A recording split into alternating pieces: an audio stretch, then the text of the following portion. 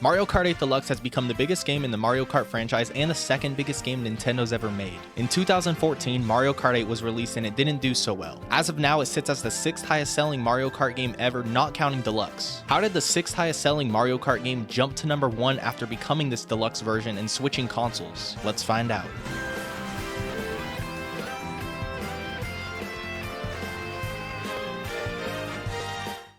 Before we get into the success of Mario Kart 8 Deluxe, we need to talk about the failure of Mario Kart 8. A big reason Mario Kart 8 failed was the Wii U's lackluster performance and limited success in the gaming market. Released at a time when rival consoles like the Xbox One and PlayStation 4 were gaining traction, the Wii U struggled to find a solid footing in the gaming industry. Its relatively weak hardware capabilities, coupled with not having must-have titles beyond Mario Kart 8, hindered the console's ability to attract a wide audience. The Wii U only sold 13.5 million copies, which puts it at 7th all-time across all Nintendo consoles. As a result, Mario Kart 8 failed to reach its full potential due to the limited success of the console it was released on. The console Mario Kart 8 was released on definitely was the biggest reason it failed, but maybe not the only reason. Upon release, Mario Kart 8 only had 32 tracks. Only is a strong word, and factoring in that previous titles that performed better also only had 32 tracks, this can't be used as an excuse for its failure, right? I don't think this is a real reason for the failure, but it's definitely a big difference directly compared to Mario Kart 8 Deluxe. MK8 had 32 tracks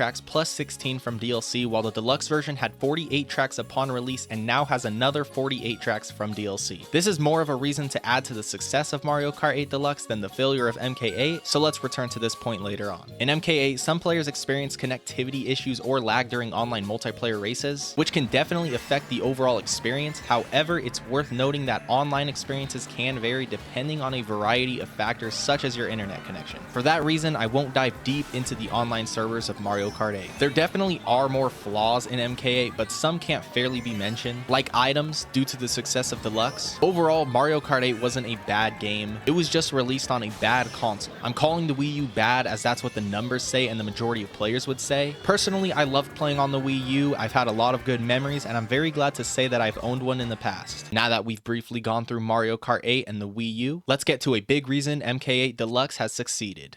On March 3rd, 2017, the Nintendo Switch was released, selling nearly 3 million consoles in just the first month and within a year outselling what the Wii U has done in its 3-year lifetime. As of now, the Nintendo Switch is by far the best-selling console Nintendo has ever had. Well, right behind the Nintendo DS, released in 2004. The design of the Switch allows players to experience gaming on the go as a handheld device or dock to a TV for a traditional console experience. The flexibility and versatility of the Switch's design has given players the freedom to play games whenever and wherever they choose, thereby catering to the demands of modern gaming. A console's success heavily relies on the quality and variety of its games, and the Nintendo Switch has managed to do so with their iconic franchises such as Super Mario, The Legend of Zelda, and Pokemon. They've also expanded by bringing popular titles like Fortnite and Minecraft to the platform. This extensive game library ensures that players of all ages and preferences can find something to enjoy on the Nintendo Switch. By bridging the gap between home and portable gaming, the Switch has redefine the gaming experience for millions of players around the world.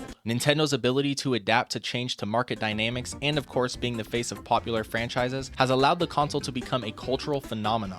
Mario Kart 8 wasn't able to thrive due to being on an underperforming console, while on the other hand, Mario Kart 8 Deluxe has been released on one of the biggest consoles ever. We've briefly gone over both consoles, let's move deeply into the game itself. The date is April 28th, 2017, and Mario Kart 8 Deluxe has just been released. Within the first week of being released, it sold over 1.2 million units, just as the Wii U was able to do back in 2014. Upon release, the feedback Deluxe got was amazing. Fans were excited to play this newer game on a new uprising console. Then I saw this comment: "I missed out on the Wii U, so this is 100% a new game to me. I'm excited as heck." This is a reason I completely overlooked, but it makes so much sense. With the Wii U only getting 13.5 million sales and Mario Kart 8 only selling 8.4 million units, this game Mario Kart 8 Deluxe has a chance to be a new game to so many fans. Even if every single person that bought MK8 on the Wii U also bought MK8 Deluxe on the Switch, that would still be over 45 million copies sold to new players who haven't even played MK8, making this almost 3-year-old game completely new to millions of players around the world. Even though this is a deluxe version of the game, the vast majority of players have never played the original version released on the Wii U, making Mario Kart 8 Deluxe truly a new game. What are some differences between Mario Kart 8 and MK8 Deluxe? Obviously, the biggest difference is one was released on a console that sold nearly 10 times the amount of the other. But that definitely isn't the only difference between the two. If you have two games and one doesn't perform well but the other performs historically great, there's definitely a difference between the two. Mario Kart 8 Deluxe introduced a revamped battle mode, which was absent in the original Mario Kart 8. The battle mode in MK8 Deluxe offers multiple arenas specifically designed for battle gameplay, including both traditional balloon popping battles and the new Renegade Roundup mode. Personally, I don't play or enjoy battle mode, but for those who do, this is definitely a good upgrade. Characters between the two are another difference. MK8 had 30 characters while MK8 Deluxe has all the characters from the original game, including DLC characters such as Link and Isabelle. Additionally, 5 new characters were added to the Deluxe version: King Boo, Dry Bones, Bowser Jr., Inkling Boy, and Inkling Girl. More recently, we've also seen that there will be another 6 coming to the game, including who we've already seen. With those additional 6 characters is the Booster Course Pass. The pass that I won't go over right now, as I'll talk about that more deeply later in this video. Mario Kart 8 Deluxe also introduced the Boo item, an item some people dislike as your items can be stolen in unfortunate times. Speaking of items, the Deluxe version brought in 2 item slots, a change that now may be seen as normal but was pretty big upon release. Watching Wii U gameplay doesn't seem right as it sits with just one item, and after hours and hours of playing Deluxe, having double item slots, double boxes just seems right. Mario Kart 8 Deluxe also offers 2 new assist features for younger or inexperienced players. Smart steering helps prevent players from falling off the track by automatically adjusting steering, while Auto Accelerate automatically accelerates the kart without the need to hold down the button. This is definitely good for newer players to make learning the game easier, but after playing for just a little while, these features are forgotten. And possibly the biggest difference between the two versions besides the consoles they were released on is the graphics. While both versions of the game share similar visuals, Mario Kart 8 Deluxe benefits from improved graphics and performance when played on the Nintendo Switch, offering smoother gameplay and enhanced details. In a world where graphics and the smoothness of a game are so important, this change is pretty impactful for the better of Mario Kart 8 Deluxe. The two versions are very similar but also very different at the same time. Nintendo did an amazing job of taking a game that didn't do so well and make it into the biggest of the franchise. Mario Kart 8 Deluxe is a very fun and good game. The main factor of this game is competing in races. You can do so online or offline. Offline is a good way to learn the game as you play against CPUs who can be challenging before you step into online. Playing online is the main way I play MK8D, and I'm sure the main way many of you play.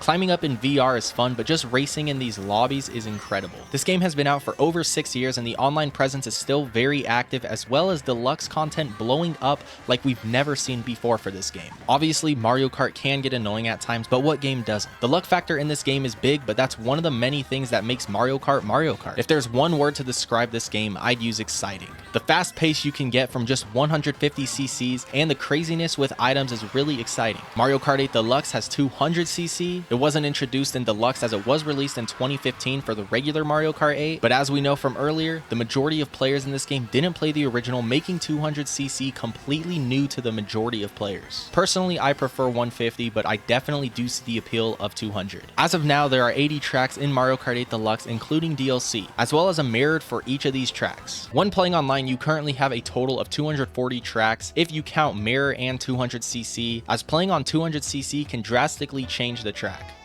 Finally, let's talk about the Booster Course Pack. This DLC introduces 48 new tracks and 6 new characters. You get double the tracks you can play on, and as a bonus there are 6 new characters. Personally, I don't care about the new characters as I only use Shy Guy, but honestly, just for the tracks, this is definitely worth it. Especially when some of the Booster Course tracks are some of the best tracks in the entire game. Every track isn't currently out as we are still waiting on waves 5 and 6, as well as 5 new characters. Even now with 80 tracks in this game, there's still 16 more to come, which has me as well as many other players excited of what's to come. Overall, the decision to make this Booster Course Pass was a perfect decision by Nintendo. You may be asking how the success of Mario Kart 8 Deluxe was unexpected. Take a game that's 6th in its successful franchise and revamp it. How far do you think it can go? Probably not all the way to number 1 and getting 45 million more units sold than the previous and climbing to one of the biggest Nintendo games ever made. The biggest reason to the success of this game is the success of the Nintendo Switch, but don't let you think it's the only reason. Mario Kart 8 Deluxe is an amazing game and definitely an improvement on Mario Kart 8.